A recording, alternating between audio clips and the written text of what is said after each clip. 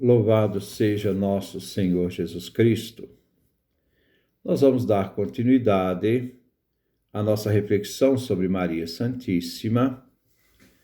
Nós vamos trabalhar o nosso 49º encontro e vamos trabalhar um documento também de Pio XII. Esse documento de Pio XII, que é uma carta encíclica Ad Coeli Regina, sobre a realeza de Maria e a instituição da festa, da realeza de Maria, Maria Rainha. Esse documento foi um documento que ele anunciou no dia 11 de outubro de 1954. Então, nós vamos ver alguns aspectos dessa encíclica que vale a pena para todos nós, vermos esta realidade. Desde os primeiros séculos, nos fala Pio XII, a Igreja Católica elevou o povo cristão, orações, cânticos de louvor e devoção à Rainha do Céu, tanto dos momentos de alegria, sobretudo quando se via ameaçado por graves perigos. É a súplica da Igreja por intercessão de Maria. E nunca foi frustrada a esperança posta na mãe do Rei Divino, Jesus Cristo, nem se enfraqueceu a fé, que nos ensina a reinar com materno coração no universo inteiro a Virgem Maria, Mãe de Deus, assim como está coroada de glória na bem-aventurança celeste. Ora, então ele começa fazendo essa realidade dessa intercessão de Maria, junto ao próprio Cristo. Mas às vezes as pessoas me dizem, mas o único mediador não é Jesus Cristo? Verdade. Jesus é o único mediador na cruz.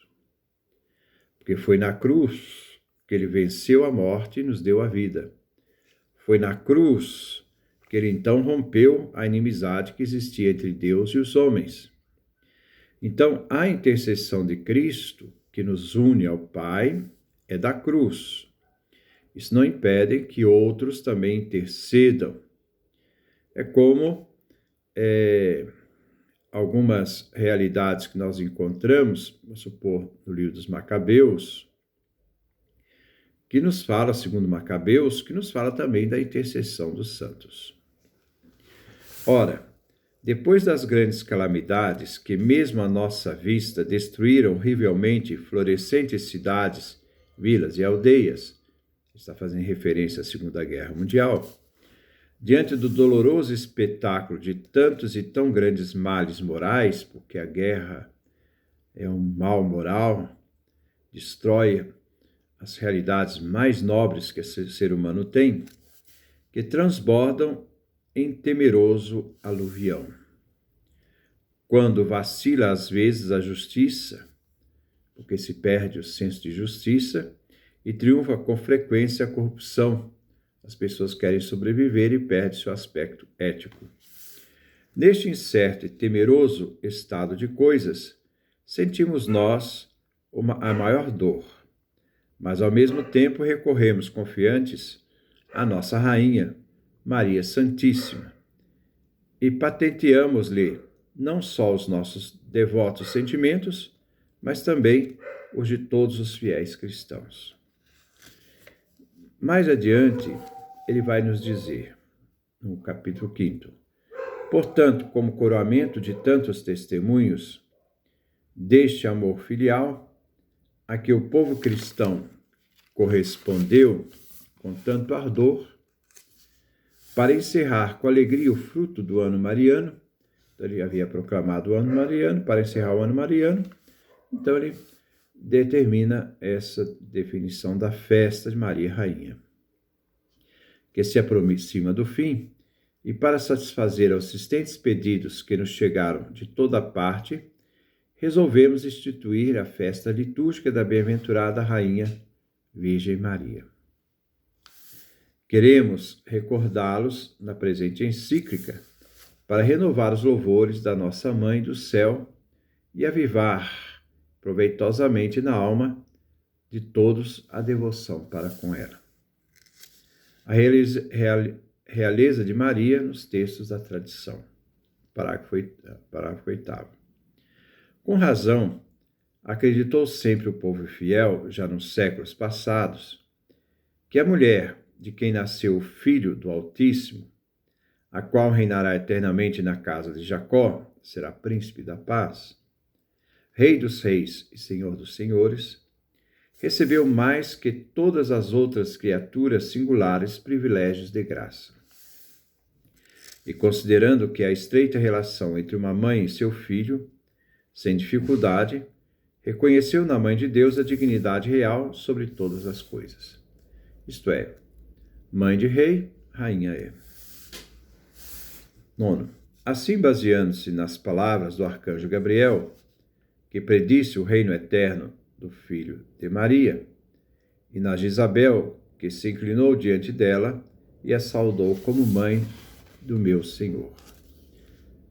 Compreende-se que já os antigos escritos eclesiásticos chamassem a Maria de Mãe do Rei e Mãe do Senhor, dando claramente a entender que da realeza do Filho deriva para a Mãe certa elevação e preeminência.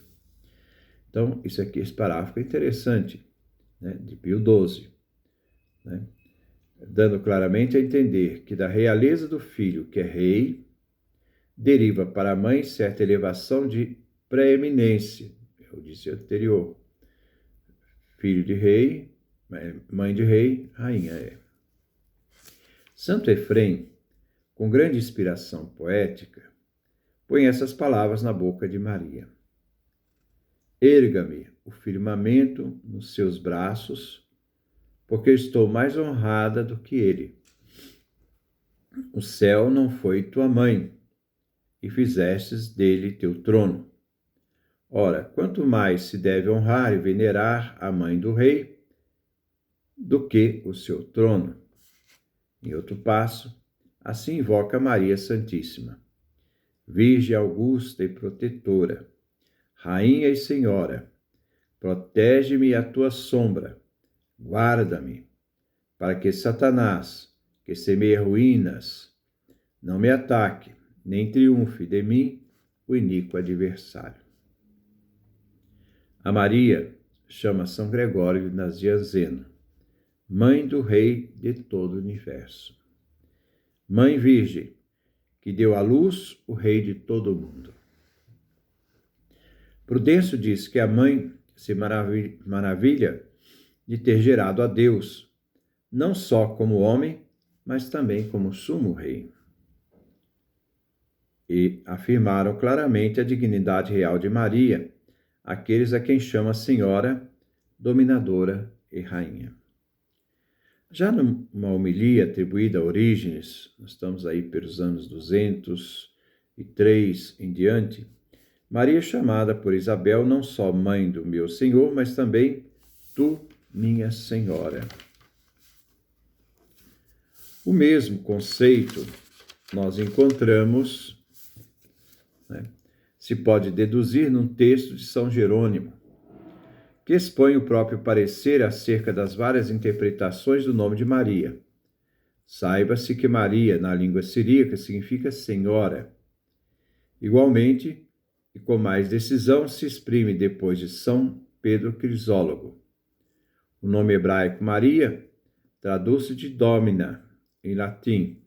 Portanto, o anjo chama-lhe Senhora para livrar do temor de escrava a mãe do dominador, a qual nasce e se chama Senhora pelo poder do Filho.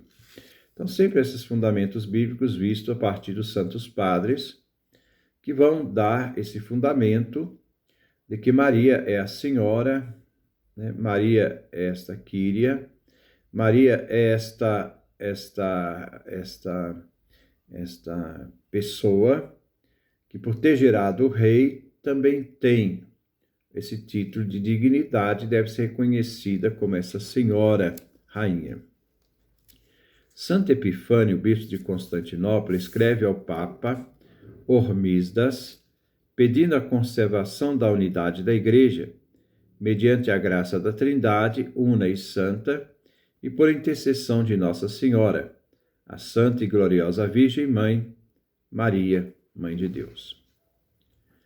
O autor do mesmo tempo dirige-se a Maria Santíssima, sentada à direita de Deus, invocando-a solenemente como Senhora dos Mortais, Santíssima, Mãe de Deus.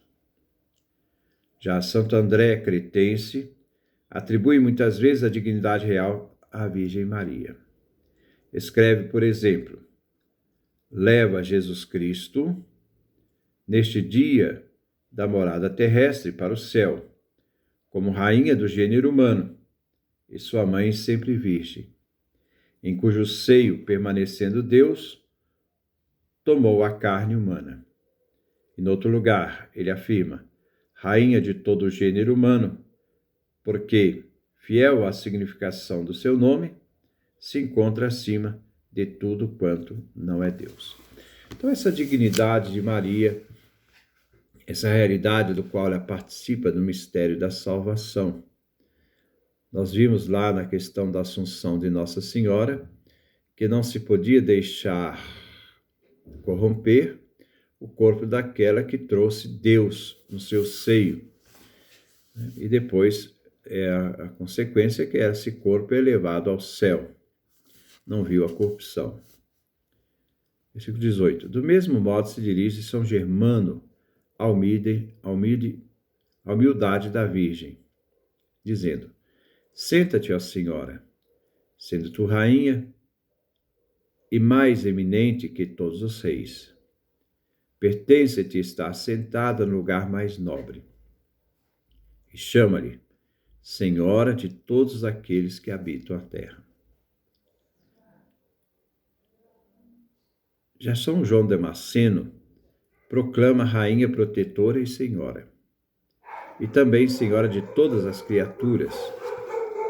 Ao antigo escritor da Igreja Ocidental, chama-lhe ditosa rainha, rainha eterna junto do Filho Rei, e diz que ele tem a nívea cabeça ornada com que Maria tem a nívea cabeça ornada com um dilema de ouro. Finalmente, São Ildefonso de Toledo resume-lhe quase todos os títulos de honra nessa saudação. Ó minha Senhora, minha dominadora, tu dominas em mim, ó Mãe do meu Senhor.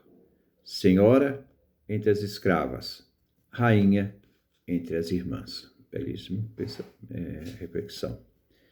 Recolhendo a lição desses e outros inumeráveis testemunhos antigos, chamaram os teólogos a Santíssima Virgem, rainha de todas as coisas criadas, rainha do mundo e senhora do universo. Por sua vez, os sumos pastores da Igreja julgavam obrigação sua aprovar e promover a devoção à Celeste Mãe e Rainha, com exortação e louvores. Pondo de parte os documentos dos papas recentes, recordamos que já no século VII, então agora vamos fazer o recurso aos papas durante os séculos, alguns papas, claro, durante os séculos, sobre a questão de Maria. O nosso predecessor, São Martinho I, chamou a Maria, gloriosa Senhora Nossa Sempre Virgem. Santo Agatão, também Papa, na carta sinodal enviada aos padres do Sexto Concílio Ecumênico, chamou a Senhora Nossa, verdadeiramente e com propriedade, Mãe de Deus. No século VIII, Gregório II, em carta ao patriarca São Germano, que foi lida entre aclamações dos padres do Sétimo Concílio Ecumênico, proclamava Maria Senhora de todos e verdadeira Mãe de Deus, e Senhora de todos os cristãos. Apraz-nos recordar também que o nosso predecessor imortal em memória Sisto IV, querendo favorecer a doutrina da Imaculada Conceição da Santíssima Virgem, começa a carta apostólica cum praexcelsa, chamando precisamente a Maria, Rainha sempre vigilante, a interceder junto ao Rei que ela gerou. Do mesmo modo, Benedito XIV, na carta apostólica Gloriose Domine, chama Maria Rainha do Céu e da Terra, afirmando que o Sumo Rei lhe confiou, em certo modo, o seu próprio império. Por isso, Santo Afonso Maria de Ligório, tendo presente todos os testemunhos dos séculos precedentes, pôde escrever com a maior devoção, porque a Virgem Maria foi elevada até ser a mãe do Rei dos Reis, com justa razão, a distingue a Igreja com o título de Rainha. O documento continua e nós vamos depois passar para os missais, a liturgia. Nós vimos a questão hoje da questão dos Santos Padres, a questão dos Papas, sobre essa questão desse respeito, dessa veneração, desse amor à Virgem, e o reconhecimento dela como Rainha, a Mãe de Deus, que gerou o nosso Rei, e que foi reconhecida na história pelos Santos Padres e pelos Papas como Maria Rainha. Essa Rainha que não se coloca pelo poder do mundo e pelas vaidades do mundo, mas essa Rainha que se coloca a serviço de nós, porque foi ela que nos deu o Salvador. Era a Rainha do serviço, da entrega, do amor. Então ela está longe dessa realidade do poder humano, que é um poder que destrói, poder tendencioso. Então, ver essa realidade da Rainha, como Cristo é Rei na cruz, e manifesta essa realeza na cruz, esse Filho de Deus que se fez homem e morre por nós na cruz, na sua realidade humana, e essa realidade divina está unida a essa realidade humana, enquanto morre a nossa realidade humana, descendência de Adão, morre na cruz, para que nós possamos ser resgatados da morte para a vida. Então, Maria tem essa participação, a importância dela nessa obra da salvação. É porque se nós temos Jesus Cristo e se Ele nos salvou, isso se deve a Maria. Se deve a Maria, a mãe do Rei, que sendo mãe do Rei, é Rainha do céu. Então, que Deus nos dê a sua graça, a sua bênção, a sua face resplandeça sobre nós. Semana que vem nós vamos dar continuidade a esse texto de Pio XII. Paz e bem.